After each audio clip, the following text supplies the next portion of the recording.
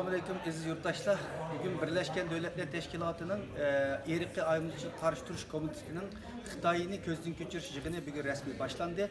Bugün bana şu sizler görüvatkan zalda hazır bu halkara teşkilatlar bilen Komitenin 18 müstakil tədqiqatçılar oturuşundaki 3 saat yığın hazır ahırlaştı.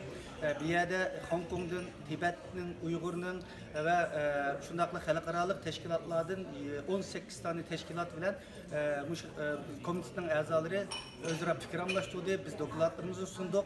Dünya Kurultayı bu komitede Şarkı Türkistan'da Uygurların kandak şehirde etnik kırgınçılık kuduşkivatkallık hakkında dokladlarımızı takdim kılan.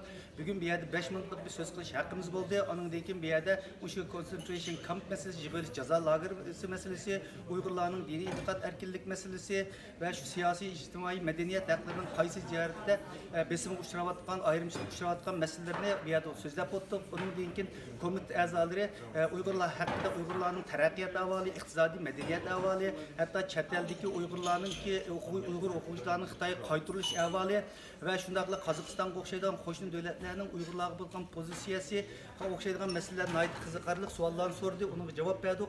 Demek ki yığın bugün başlandı. Hem de Xitay'ını resmi közden keçiriş yığını 10. ıslah 8. ayının 10. günü yani muşu zalda buldu. Onun deki 13. ıslah Xitay o suallara cevap verdi. Şundaklı bu hoş haberini yani bugünkü bu yığında Uygur meselesi bütün mütehassisler tarafından Birleşken Devletler Teşkilatı'nın emelleri tarafından ait kızıkarlık soralgan, dikkat itibar kozalgan mühim mesele oldu. Hatta Uygur ballağı İslami isimli koyuş meseleleri hakkında suallarını sordu. Bir yerden bu uçurun silahlarla ortaklaşını uygun gördüm. Rahmet.